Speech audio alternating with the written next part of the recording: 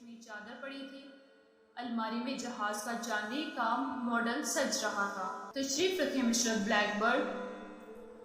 تھوڑی ہی دیر میں وہاں چائے آ گئی اور کپتان اپنے مہمان کے لیے چائے بنانے لگا۔ باتوں ہی باتوں میں بلیک برڈ نے خزانے کا ذکر چھیڑ دیا۔ کپتان صاحب، ویسے تو ہم نے ہندوستان پر قبضہ کر رکھا ہے۔ ہندوستان کی ہر شے ہماری ہے۔ ہمیں اپنے پیارے یسوع مسیح کی تعلیم کو فراموش نہیں کرنا چاہیے۔ مگر یہ کس قدر دکھ کی بات ہے کہ ہمارے ہی بعض انگریز بھائی لوٹ مار کر کے، قتل و غارت کر کے، ڈاکہ زنی کر کے مال و اسباب ہندوستان لے جا رہے ہیں۔ کیا انہیں اپنی موت بھول گئی ہے؟ ہائے، انسان کس قدر لالچی ہو گیا ہے۔ ایک نہ ایک دن ہم سب کو خدا کے حضور جانا ہے، پھر وہاں ہم کیا جواب دیں گے؟ کپتان پائپ سلگا رہا تھا۔ وہ بلیک برڈ کی بات سے بڑا متاثر ہوا۔ وہ خود ایک ایماندار شخص تھا۔ اس نے کروڑوں روپے کا سامان ہندوستان سے انگلستان پہنچایا تھا، مگر کیا مجال جو ایک پائی کی بھی بے ایمانی کی ہو۔ وہ چونکہ خود ایک نیک اور بھلا انسان تھا، اس لیے اسے ایسے لوگ پسند تھے جو نیکی اور بھلائی کی باتیں کریں۔ اس نے بڑی سنجیدگی سے کہا، مسٹر بلیک برڈ، آپ بالکل بجا فرماتے ہیں۔ ہم انگریزوں نے ہندوستان میں بڑا ظلم کیا ہے، اور جب میں سوچتا ہوں کہ میں ظالموں کی مدد کر رہا ہوں اور ان کا لوٹ مار کا سامان لے جا رہا ہوں، تو یقین کریں میرا سر شرم سے جھک جاتا ہے۔ مکار بلیک برڈ نے تیر نشانے پر ٹھیک بیٹھتے دیکھ کر کہا، آپ بہت نیک آدمی ہیں مسٹر جانسن۔ مجھے تو آپ کی صورت دیکھ کر ہی آپ کی اچھی سیرت کا علم ہو گیا تھا، لیکن آپ شرمسار نہ ہو، آپ بے قصور ہیں۔ آپ کا تو پیشہ ہی جہاز چلانا اور مسافروں کو منزل پر پہنچانا ہے۔ آپ کو بھلا اس سے کیا کہ کوئی مسافر ڈاکو ہے یا شریف؟ کپتان نے کہا، یہ تو ٹھیک ہے مسٹر بلیک برڈ، لیکن میں آپ سے درخواست کروں گا کہ آپ میری بخشش کے لیے دعا ضرور کریں، اس لیے کہ آپ ایماندار اور مذہبی آدمی ہیں۔ خداوند آپ کی دعا ضرور قبول کرے گا۔ میں ضرور دعا کروں گا۔ مکار بلیک برڈ نے کپتان پر اپنا خوب اثر جما لیا تھا۔ وہ چائے پر اس کے ساتھ مذہب، دین، ایمان اور پرہیزگاری کی باتیں کرتا رہا۔ پھر موقع دیکھ کر بولا، کپتان صاحب، آپ کو ایک بات کا ضرور خیال رکھنا چاہیے کہ لوگوں نے جو آپ کی تحویل میں اپنا کروڑوں روپے کا مال دیا ہوا ہے وہ محفوظ رہے۔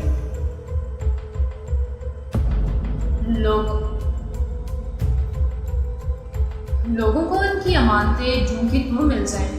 کپتان نے فوراً جواب دیا، اس کی طرف سے تو آپ بالکل بے فکر رہیں۔ میرا ریکارڈ ہے کہ جہاز ڈیون شائر پر جب سے چلا ہے ایک دھیلے کی بھی امانت میں خیانت نہیں ہوئی۔ مجھے کسی شے کا لالچ نہیں ہے۔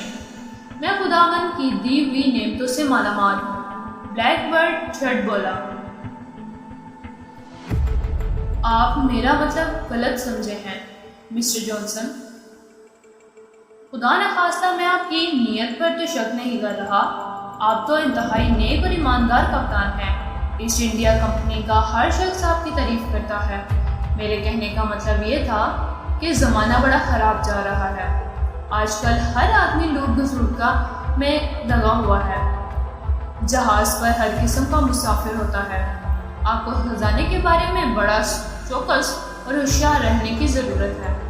کپتان کہتا لگا کر ہنس پڑا، ارے مسٹر بلیک برڈ، یہ آپ کیا کہہ رہے ہیں؟ میری ساری عمر سمندری جہازوں میں قسم قسم کے مسافروں کے ساتھ سفر کرتے ہوئے گزری ہے۔ میں تو انسان کو ایک ہی نظر میں پہچان لیتا ہوں، یہ کون ہے، کہاں جا رہا ہے اور کس ارادے سے سفر کر رہا ہے۔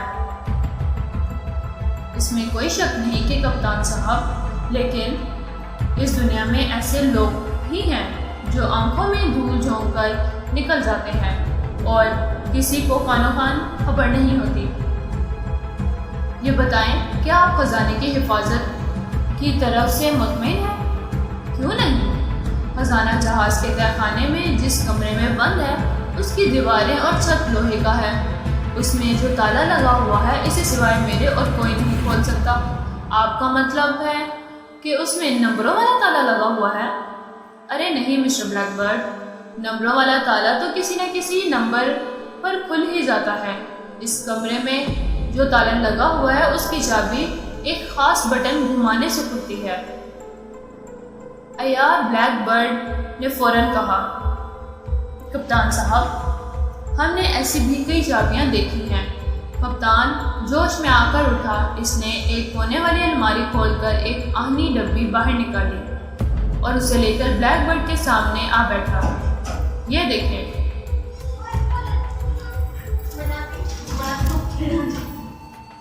یہ دیکھیے، اس میں وہ چابی ہے۔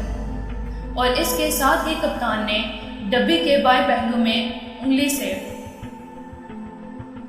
ایک ہلکا سا ٹھوکا دیا۔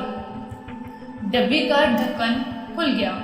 کپتان نے ڈبی کے اندر سے ایک چابی نکال کر بلیک برڈ کو دکھائی۔ یہ ہے جناب وہ خاص چابی۔ اب آپ اسے لے کر جائیں اور نیچے خزانے کے کمرے کے تالے میں لگا دیں اور مجھے کھول کر دکھائیں۔ میں کہتا ہوں آپ سارا دن اسے گھماتے رہیں، تالا ہرگز نہیں کھلے گا۔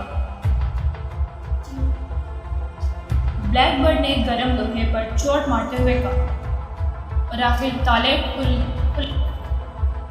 تالا کھلے گا کیسے؟ یہ دیکھیے، یہ جب تک آپ یہ بٹن نہیں گھمائیں گے تالا ہرگز نہیں کھلے گا۔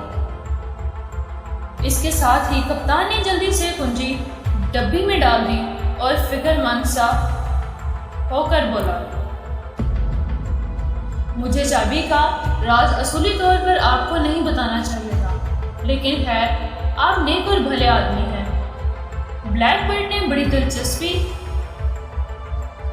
کو اپنے اندر ہی رکھ کر غیر دلچسپی کا مظاہرہ کرتے ہوئے کہا، کپتان صاحب، آپ بے فکر رہیں، بلکہ یوں سمجھیں کہ آپ نے چابی کا راز ایک پتھر کے ٹکڑے کو بتایا ہے۔ مجھے نہ آپ کی چابی سے کوئی غرض ہے اور نہ خزانے سے کوئی واسطہ ہے۔ میں تو ایک درویش اور فقیر آدمی ہوں، ساری عمر ہندوستان میں رہا اور آج خالی ہاتھ محض ایک ملازم اور 2 جوڑے کپڑوں کے ساتھ واپس وطن جا رہا ہوں۔ کپتان نے مسکرا کر کہا، شاید اس لیے میں نے چابی کا راز آپ کو بتا دیا ہے۔ آپ کے لیے اور چائے بناؤں؟ جی نہیں، شکریہ، میرا خیال ہے مجھے اب چلنا چاہیے۔ بیچارہ ملازم لڑکا میرا انتظار کر رہا ہوگا۔ آپ کی پرتکلف چائے کا بہت بہت شکریہ کپتان صاحب، ذرا نوازی ہے مسٹر بلیک برڈ، اور ہاں، میرے لیے دعا کرنی مت بھولیے گا۔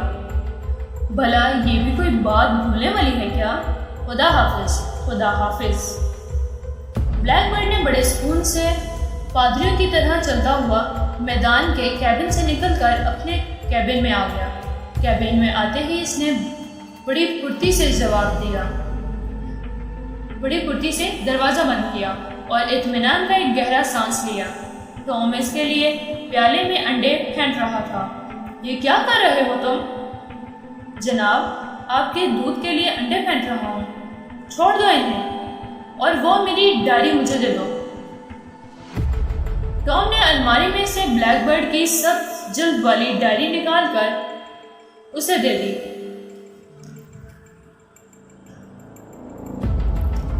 بلیک برڈ ڈائری کی ورقگردانی کرتا رہا، پھر اس نے ایک جگہ گول دائرے کا نشان ڈال کر آگے کچھ الٹے سیدھے نشان لگائے اور ڈائری رکھ دی۔ لاؤ، مجھے انڈے اور دودھ دے دو۔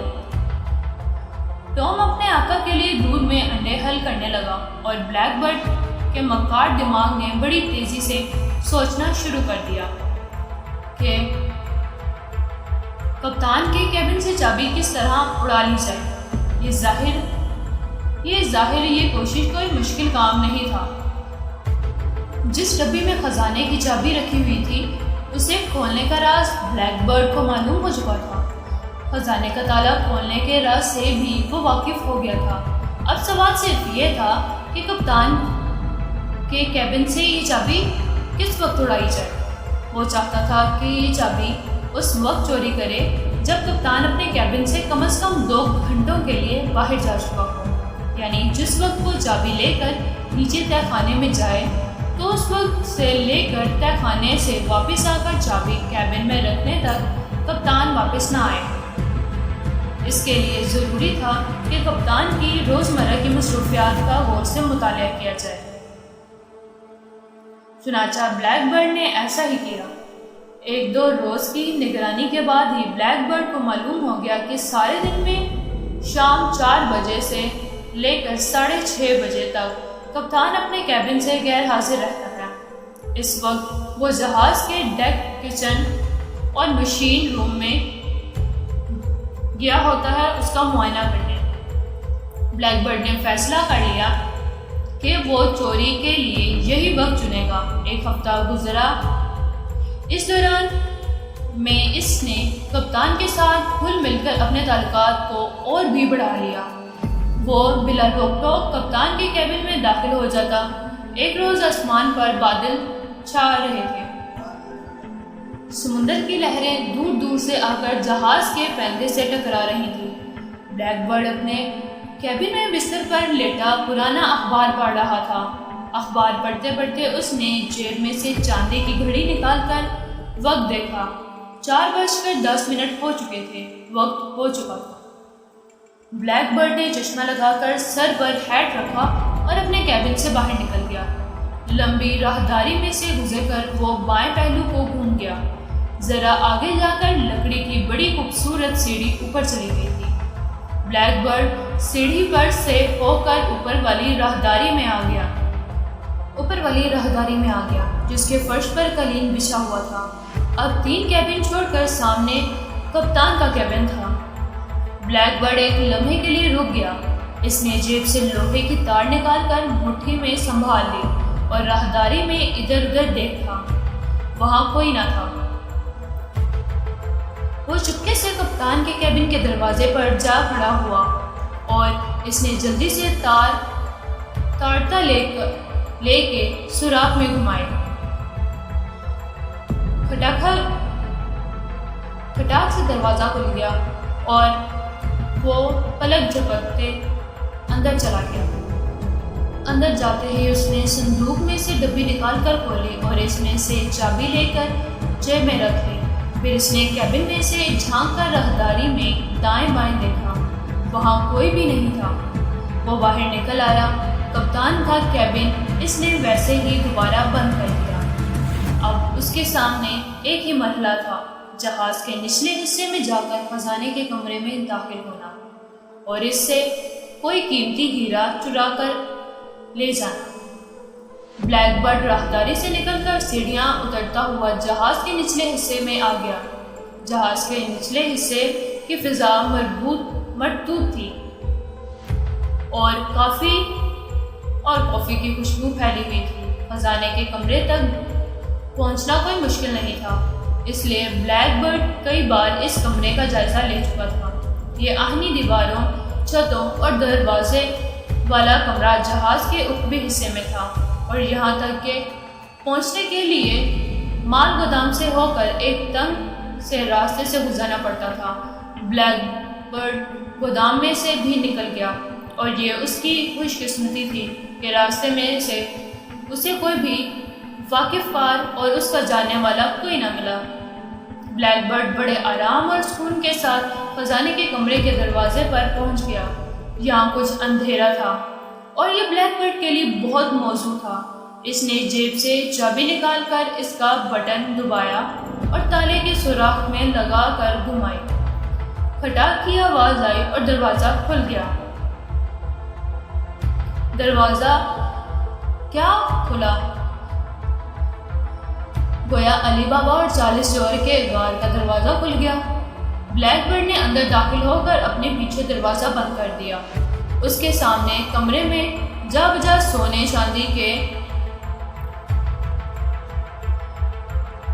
چاندی کے نوادرات کا ڈھیر تھا۔ وہ جلدی جلدی ان چیزوں کو دیکھنے لگا۔ وہ کوئی بھی بھاری بھرکم یا ایسی چیزیں نہیں چرانا چاہتا تھا جو اس کی جیب میں نہ آ سکیں۔ بلیک برڈ کی تیز نگاہیں ایک انتہائی قیمتی جڑاؤ ہار پر پڑی۔ یہ ہار ایک صندوق میں بند تھا جس کا ڈھکنا شیشے کا تھا۔ اس نے تار کی مدد سے صندوقچے کا تالا کھولا اور جڑاؤ ہار کا غور سے دیکھنے لگا۔ اسے ہیرے موتیوں کی خاص پہچان تھی۔ ہار کے درمیان میں لگے ہوئے ایک بہت ہی قیمتی یاقوت کو دیکھ کر اس کی آنکھیں چکا چوند ہو گئیں۔ یہ یاقوت بے حد انمول اور نادر روزگار تھا۔ ولایت میں اس کی قیمت بڑی آسانی سے وہ 70,000 پاؤنڈ تک وصول کر سکتا تھا۔ بلیک برڈ نے تھوڑی سی کوشش کے بعد ہار میں سے یاقوت نکال لیا۔ اس قیمتی پتھر کو اس نے کوٹ کی اندرونی جیب میں رکھا اور بڑے محتاط قدموں کے ساتھ چلتا دروازے کے پاس آ کر رک گیا۔ اسے یوں لگا جیسے کوئی شخص کسی سے باتیں کر رہا ہے۔ اس کا اندیشہ درست تھا۔ جہاز کے 2 ملازم مال گودام میں کچھ سامان نکال رہے تھے اور ساتھ ساتھ باتیں بھی کر رہے تھے۔ بلیک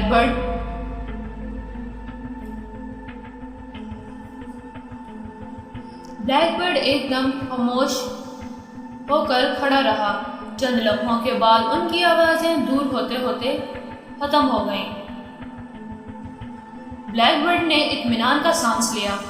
اس نے بڑے سکون سے دروازہ کھولا، باہر نکلا، آہستہ سے دروازہ بند کر کے تالا لگایا، چابی جیب میں ڈالی اور واپس کپتان کے کیبن کی طرف چل پڑا۔ جب وہ کپتان کے کیبن میں داخل ہو کر صندوق میں چابی رکھنے کے بعد واپس پلٹ رہا تھا تو اسے یوں سنائی دیا جیسے کوئی دروازے کی طرف بڑھ رہا ہے۔ اس کا حلق یکدم خشک ہو گیا اور دل دھڑکنے لگا، مگر قدموں کی آواز راہداری میں دور ہٹتے ہٹتے گم ہو گئی۔ بلیک برڈ نے سکون کا سانس لیا اور جلدی سے کپتان کے کیبن کو تالا لگا کر راہداری میں لمبے لمبے قدم اٹھاتا غائب ہو گیا۔ Thanks for watching. Like, share and subscribe my channel.